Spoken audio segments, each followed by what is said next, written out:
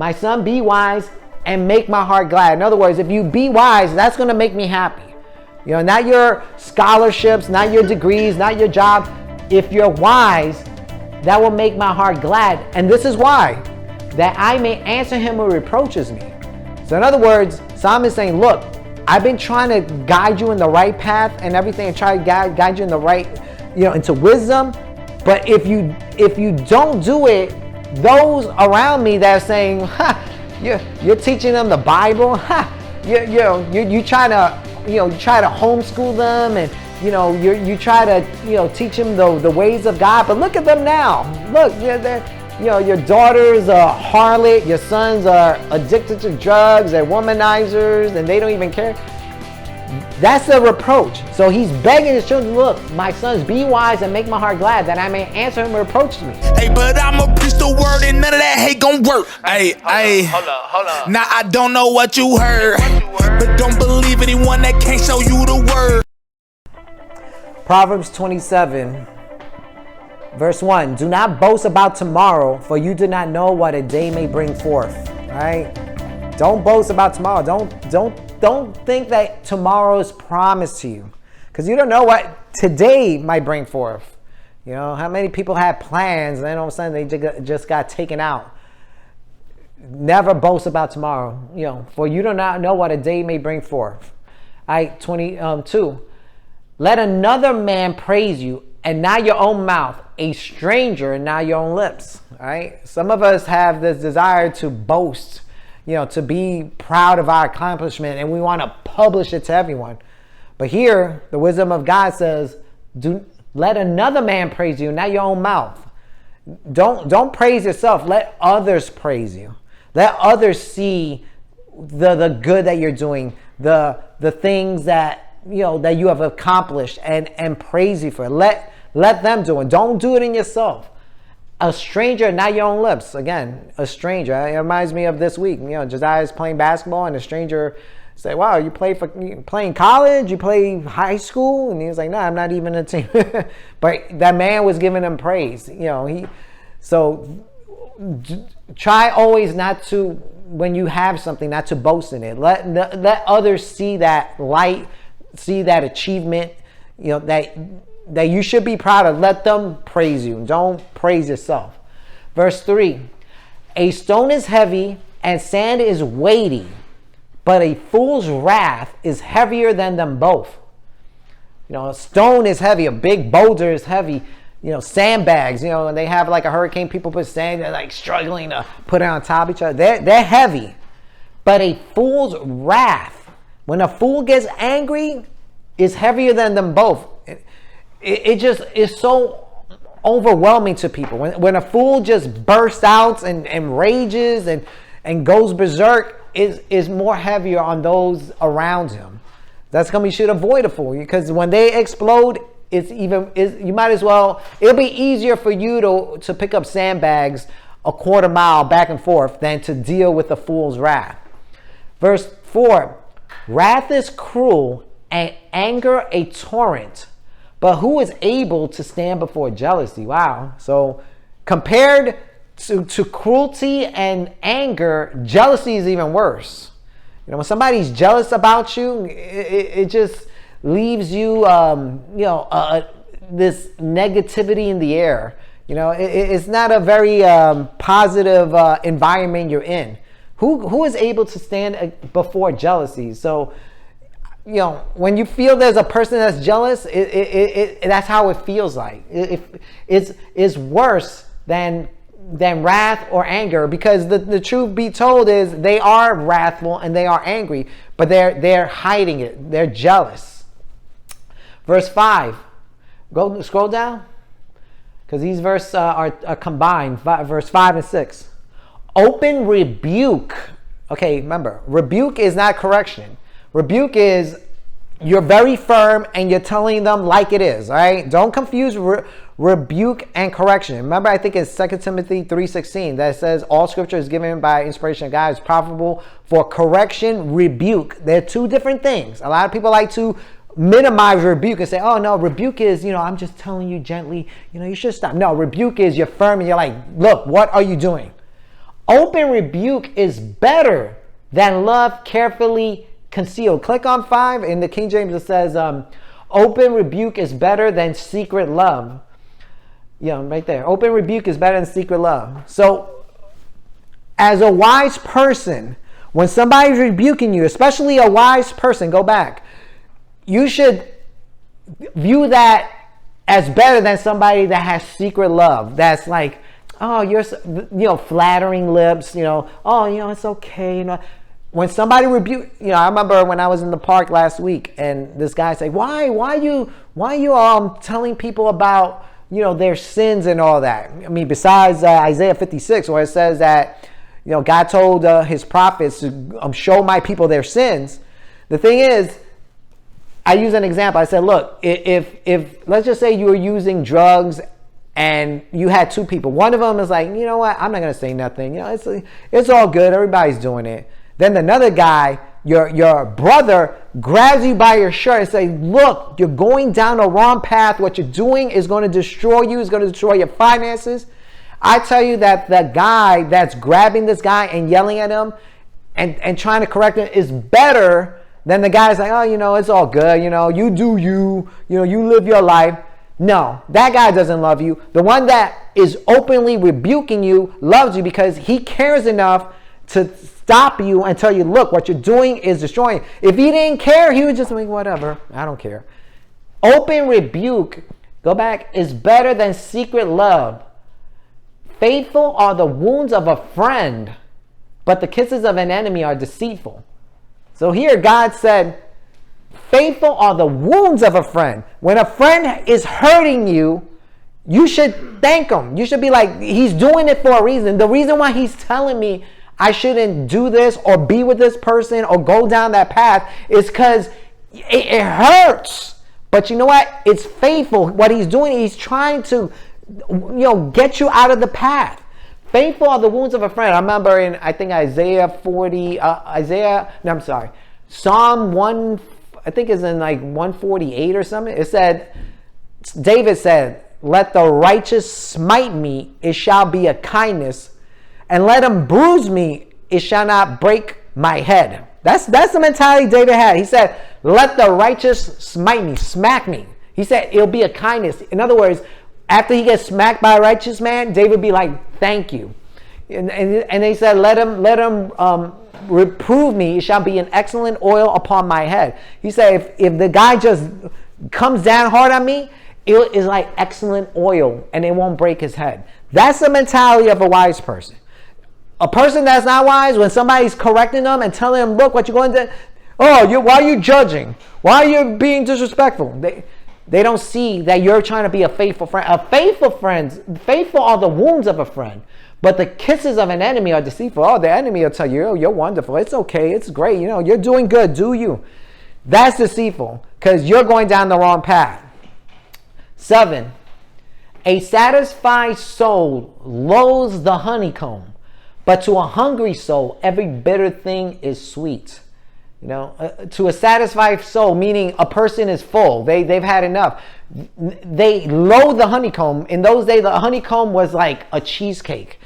They're so full that now they see the cheesecake coming out like, oh, no, I don't want that. I'm fine. But to a hungry soul, every bitter thing is sweet.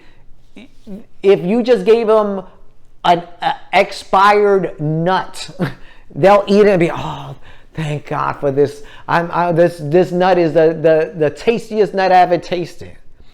Now, this could apply to more than just food. It says, to a satisfied soul loathe the honeycomb. So somebody who's satisfied, they don't even appreciate, some people don't even appreciate how good they got it. They're like, you know what? I don't even want that anymore. Oh, that 60-inch TV, that's nothing. Got this 80-inch TV. They're so satisfied. But to a hungry soul, every bitter thing is sweet. So that 20-inch TV, they're so grateful. They're like, oh, I'm so grateful. This is so wonderful that I have this thing. To a bitter soul, when somebody is not appreciated, and nobody thanks them, and then some guy at random says, you know what, you're doing a good job. That it it just fills them up because they're not a satisfied soul. So when they get that affirmation, that little compliment to them is like the world. It's like, thank you. They'll be in tears. So we got to be aware of that, that we don't get too full and we don't get so empty that even the bitter thing is sweet to us. All right, 8. Like a bird that wanders from its nest is a man who wanders from his place. Like a bird that leaves the nest, it goes away, is like a man who leaves his place. A man's supposed to be at home leading, directing, loving his wife, loving his children. But if the man leaves, it's like a bird that wanders from the nest. The little birds are vulnerable. There's no protection. They have no provision. That's how it is when a man wanders from his place. That's to come as a man or men or boys that want to be men. You got to have that mindset. Don't wander from your place. You have a place. Make sure you stay in it. Not wander off, because you're like that bird that wanders, says, I'm out of here. That's not the mentality of a wise person. They'll say, you know what? I have a nest here. I can't wander.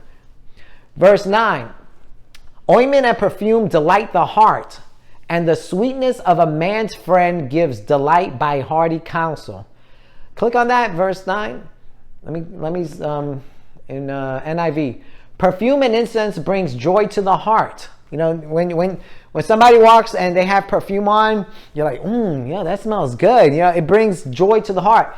And the pleasantness of a friend springs from his heartfelt advice.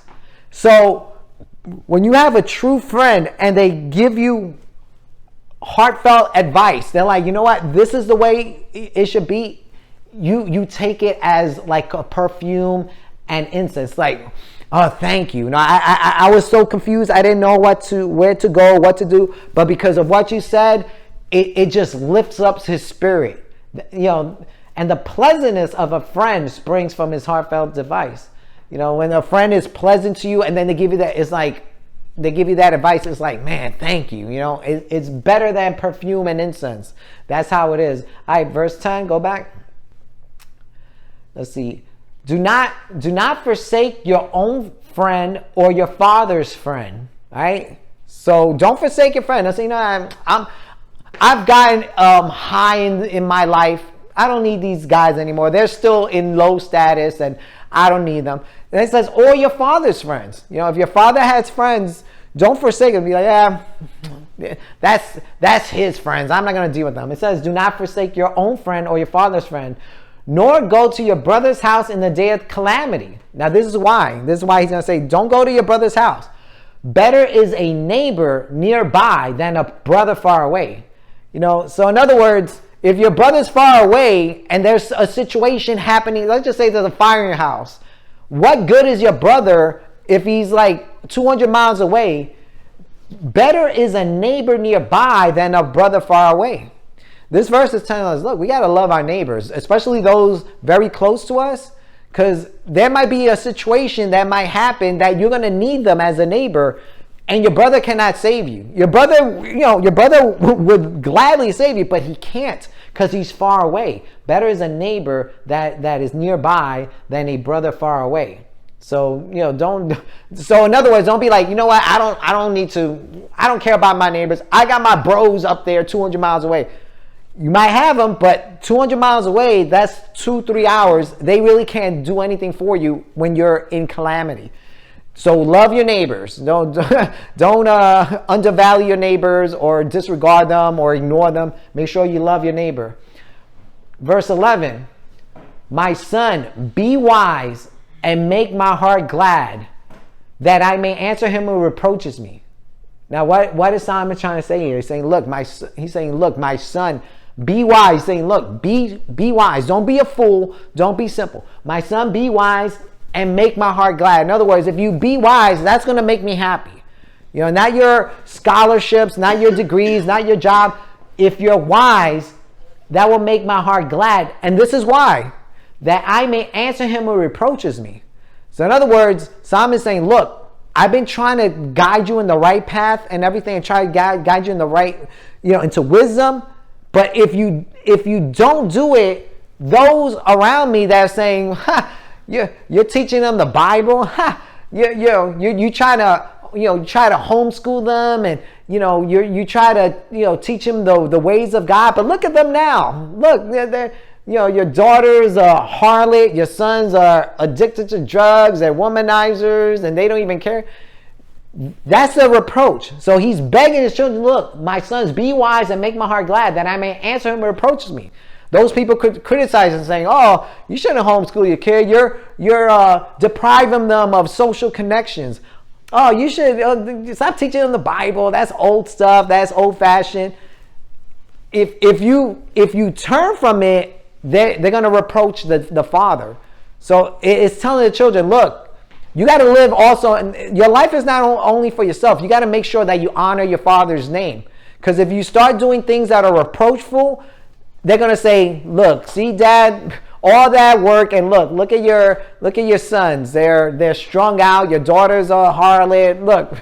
So I say this to my kids, my son, my daughter, be wise and make my heart glad, that I may answer him who reproaches me. There's people out there looking at us, looking at the way we do things, and if you fall, they're going to reproach me. They're going to say, ha, I told you.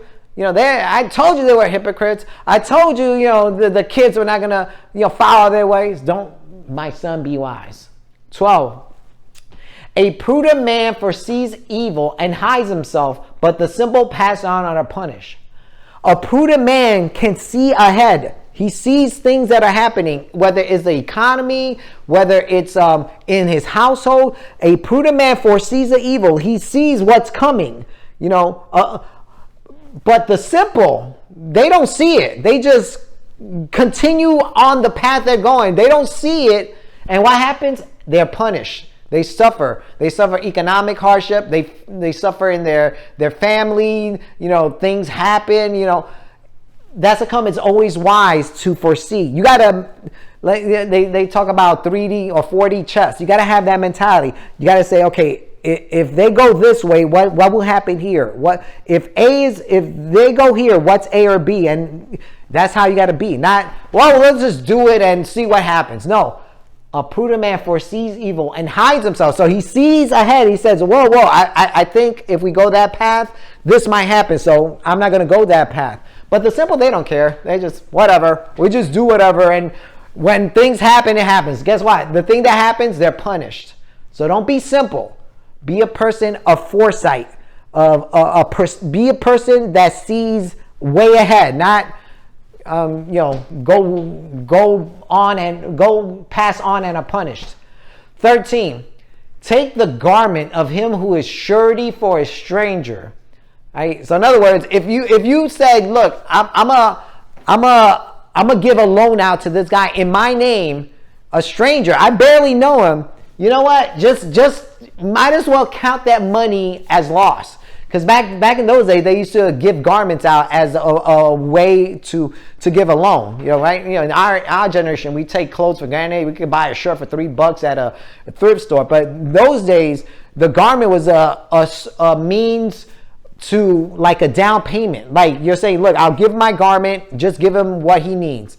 If you do that for a stranger, you might as well count that garment gone. You're not going to get it back because, as we go through the book of Proverbs, we realize it's not a good idea to lend your credit out to anyone. And hold it in pledge when it is surety for a seductress. Click on 13. I got, there's other, let's see, the NIV says, hold it in pledge if it is for an outsider, foreigners. In the ESV it says, and hold it in pledge when he puts up security for an adulteress. Or King James, pledge of him for a strange woman.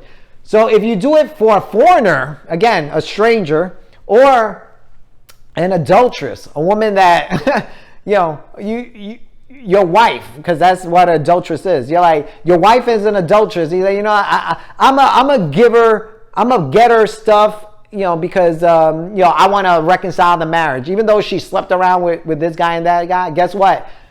You might as well count it lost because she's not gonna, she's already an adulteress. So what makes you think she's gonna have any integrity to pay back the loan, or to fulfill the contracts of the loan. She's not going to do it. Or a foreigner, again, a stranger. That's what a stranger is. So don't do that. Bottom line is, don't do surety. Don't give out loans to people with your credit. It's a very bad idea. 14. I can scroll up. He who blesses his friend with a loud voice, rising in the morning, it will be counted a curse to him. Click on 14. So in other words, just because it's in the NIV, yeah, if anyone loudly blesses their neighbor early in the morning, it will be taken as a curse. In other words, you ever met somebody and you know what they're saying? They're saying sarcastically. They don't really mean it. They're like, oh man, this guy, he's such a wonderful guy, man. He is so great. He's such a loving husband. He's such a hard worker. They're saying it loudly. They're blessing him. But you know what? If you have any discretion, you realize he's just being sarcastic. He doesn't really mean it. What he's doing is he's trying to be sarcastic and trying to basically say I'm the opposite. So anyone who does that, anyone who loudly blesses their neighbor early in the morning, don't be walking like, oh, thank you, man. Thank you. I am a good husband. Yeah, I am a hard worker. No, he's trying to insult you. So just because somebody says something doesn't necessarily mean what they're saying to be factual. They could be sarcastic. It will be taken. The guy is supposedly blessing him, but the guy who's wise realizes this guy is not blessing me. He's trying to clown me. He's cursing me. All right, verse 15. Go back. A continual dripping on a rainy day and a contentious woman are alike. In other words, when a woman is, again, through the book of Proverbs, Solomon keeps beating down the thing about a contentious woman, a quarreling woman. Here, he uses an analogy of a continual dripping on a rainy day. Back then, remember, there was no form of entertainment. They didn't have anything to distract them. All they heard was, toot, toot, toot, toot, toot. Imagine trying to go to sleep and all you hear is, toot, toot, toot, toot. That's how a contentious woman are, in not only Solomon's, but the wisdom that God gave Solomon. That's come women, you got to realize, look, I can't be contentious. Even, I know, a lot of them, you want to make your point, but guess what? That's how you come off. You come off like a continual dripping on a rainy day. Then it said this about that contentious woman. Whoever restrains her restrains the wind and grabs oil in his right hand. When a woman is so out of control, even the husband can't control her. She's so out of control. She's so contentious. She'll just keep going and going. It's like he's restraining the wind. He's trying to grab the wind and you can't do that. Or oil, put oil, you try to hold it, it's just going to go right through your fingers. That's, if you're like that, if you're so out of control and somebody's trying to restrain you and you still go on and on, guess what? You're a contentious woman and you're like that dripping on a very rainy day.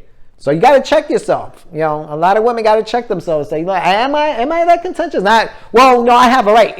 If people are trying to control you and you still won't stop, guess what? You're like the wind that a guy's trying to grab. Verse 17. As iron sharpens iron, so a man sharpens the countenance of his friend. I mean, a lot of people use this verse. A lot of people know this verse. Iron sharpens iron, like a knife, you use a flint to sharpen it. So a man sharpens the countenance of his friend. That's because you need people around you that will sharpen you. Not that will dull you. Not that will make you less effective, but that will push you. Iron sharpens iron. Iron, how does iron sharpen iron? It's beating it, it's smashing it, it's iron. It's not pillow sharpens pillow. They sharpen, they're trying to get that jagged edge. So a man sharpens the countenance of a friend. So find that friend that will sharpen you. That will bring you down. That will not encourage you. That will keep you at the same place you are. But somebody will say, you know what? We got to do this. We got to go to the next level. We just here lingering. No, they sharpen you. They'll get you to that next level. 18. Whoever keeps the fig tree, eat its fruit. So he who waits on his master will be honored. So in other words, he's using an agriculture term. Somebody who keeps the fig tree, they put dung on it, they water it, they watch it, make sure no insects are coming and attacking it. They hose it down if it's too hot. Whoever keeps a fig tree will eat its fruit. You've been so diligent that the fruit has come out and you're going to eat it. You're going to enjoy the benefits of all the labor that you've been doing, all the keeping. And so he who waits on his master will be honored. So again, we got to use our age. How do you wait on your master? As a worker, if you're a diligent worker and you honor your boss, you go above and beyond. You take care of his stuff like it's yours. Your boss will honor you. It'd be like, you know what? This guy is honorable, so I'm gonna make him partner with me now. You just started out as a nobody with probably no high school diploma or nothing, but now you're second in command. Why? Because you honored your master. And so it is also with kids. If you honor your mother and father, because we're supposed to be, over you, you will be honored. The parents say, what, this is a good kid. This guy has been, or this girl has done this and that. And as a wife, the Bible talks about that. Sarah called her husband Lord. If you diligently keep the fig tree, if you keep your husband, make sure everything is right, you will be honored by him. 19. As in water, face reflects face, so a man's heart reveals the man. Just use an analogy of like when you look at the lake and you see your face like a mirror in the lake. Your heart is revealed. It's not the fancy clothes or your car. Your heart is reveals what kind of person you are.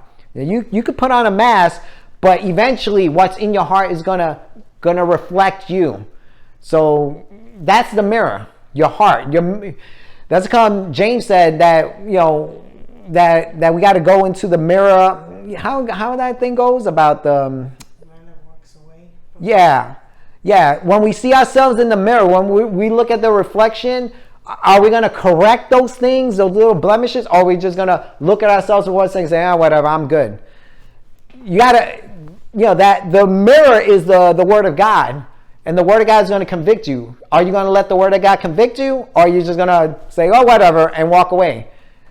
That's going to reveal your heart. Verse 20. Hell and destruction are never full, so the eyes of man are never satisfied. Hell and destruction, hell and Sheol, that's the Hebrew word. Sheol and destruction are never satisfied, so the eyes of man are never satisfied and never full. In other words, men by nature, all of us have desires and goals, and we're never happy. This is how it is. This is why the wisdom of Solomon is teaching us. We will never be satisfied. We want more. We want better. We never say, okay, that's it, I'm good. That's just, and in a way, there's some ways that it's good, but some ways that are bad. But the eyes of men are never satisfied. We never content. And again, like I said, it's either good or bad. It could be good or bad in depending on the circumstance. Verse 21, the refining pot is for silver and the furnace for gold, and a man is valued by what others say of him. So a refining pot is for silver. Back in those days, and even now, in order to take out the impurities, they put it in a pot so all the impurities would come out. And same thing with gold. They put it in a furnace so all the things that were not pure will be removed. A man is valued by what others say. Click on that. In other words, a man is known. Let me click the King James. So is a man to his praise, or the ESV. A man is tested by his praise. In other words, you know what kind of person a guy is by what others say about him. Not what he says about himself. That's what others say about him is the thing that shows what he is. Because he could say a lot of things about himself, but a man is known by his praise. So if a guy is hardworking, the others will say, that's a hardworking man. Why? Because they just say it? No, because they've seen it. They seen him go through the fire, and he's proven himself a hardworking man. A man that's godly, a man that's God-fearing. Oh, that's a God-fearing man. That's That's a good wife. They seen it. Oh, that's a good mother, a good father. They seen it. Others praise you because you've been tested. Look, people around you are testing you. They're looking at your life and saying, you know what, is this guy really what he is? Is this guy what I think he is? And then there's going to come a time where you say, you know what, this guy is legit. You know, this guy is the real deal. But people are tested by their praise, or as the EF says, a man is tested by his praise. The praise he gets it shows that the thing that he's gone through and he's gotten it. And that's the fire that people go through, that journey. All right, go back 22. Though you grind a fool in a mortar with a pestle, along with crushed grain, yet his foolishness will not depart from him. Again, this is the agriculture term. Back in the day, in order to get wheat, or they used to beat it down, and they used a pestle and a mortar to crush it so it could turn into dust. Here he's saying, look, though if you put a fool in that situation, you just grind them like you do the wheat with a pestle, and you crush, and with the grain, you put him in there. Guess what? He's still going to be a fool. One theme you're going to get through the book of Proverbs is if someone is foolish, they're done. It's over for them. That's what they are. There is no hope. Don't be like, don't give him a shot. Don't be like, you know what, I'm going to give him another shot. Yet his foolishness will not depart from him. Though he's getting crushed, life is probably crushing him. He's reaping what he's sowing. And it's saying, you know what, I got to turn from it. No. It will not depart. He'll still be in that situation. He will not learn.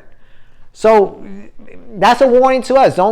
Yes, we should have, pray and hope. But when we know somebody is straight up foolish, you got to realize, look, there's a high probability it's not going to come out of him. It will not depart from him. He could be being grinded by life, grinded by a situation. It's not going to change him. You ever meet people, you're like, you know what, maybe if he goes through something, he'll realize it. Then he goes through it and he still doesn't realize. That's a fool. Stay away from him. And that's one thing the book of Proverbs is reiterating. Stay away from a fool, because this is their state. 23.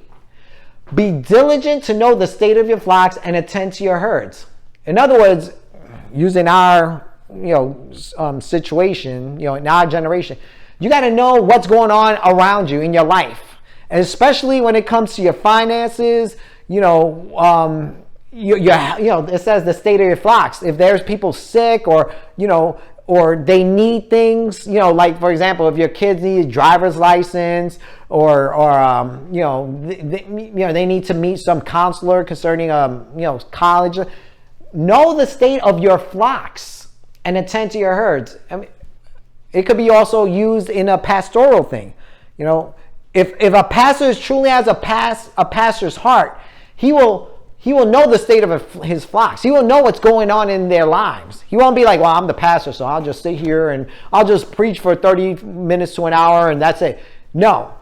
A true pastor, he'll know what's going on in the lives of his flocks, and he will tend to his herds. In other words, he'll be involved. He'll be like, there's needs that need to be addressed, and I'm going to take care of it. 24. For riches are not forever, nor does a crown endure to all generations. All right?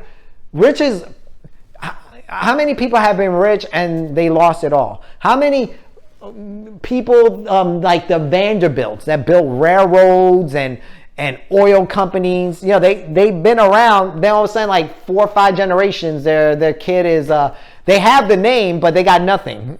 Riches are not forever, nor does a crown endure to all generations. Most kings throughout history, they don't have a lineage of their seed ruling, over that country. Usually after 3 or 4 generations, there's another king that comes up and arises. 25.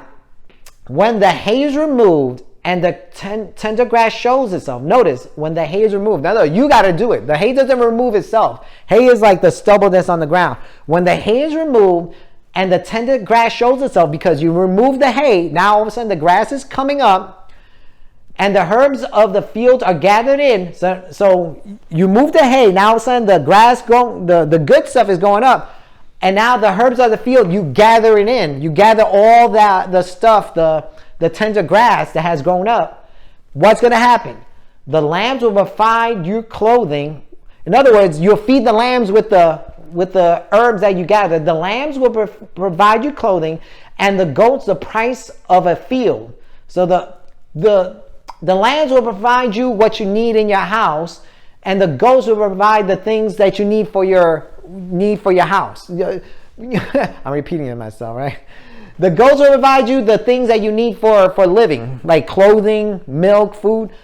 The goats will provide the price of a field. So you could buy stuff now, but what did you do? You had to remove the hay and let the tender grass show itself, and the herbs of the field again. The herbs feed the lambs and the goats. Then it says, you shall have enough goat's milk for your food, for the food of your household, and for the nourishment of your maidens. So you'll have goat's milk. Goat's milk was like very valuable back then. We in the 21st century, we take it for granted. No, if you had goat's milk, that was like a high beverage. Not only will you have goat milk for your food, not only for yourself, for the food of your household. So now your household is going to be taken care of. And not only that, and the nourishment of your maidservants. So people that work with you, that you know, they're going to be blessed by what you did. But what did you do? You had to remove the hay, let the tender grass show itself, and then cut the herbs. In other words, these 3 verses are saying, look, you got to be diligent. When things don't look like they're moving, when there's hay and it looks all nasty and cruddy, that's when you got to be diligent. And if you are, then this will happen. You will have enough goat's milk for food, and for the food of your household and the nourishment of your maidservant. But that's all based on diligence. It's all based on diligence and foresight that, if I do this, eventually everything will work out. But if you're lazy and like, oh my gosh, I got to remove this hay, and it's winter time, the sun's not out yet, the grass is not going to grow. Guess what? You're not going to have any food, and nobody's in your house is going to be fed either. So we got to be diligent. Don't. One theme of the book of Proverbs is diligence and foresight. So we'll end there. Anybody has a comment, observation, concern?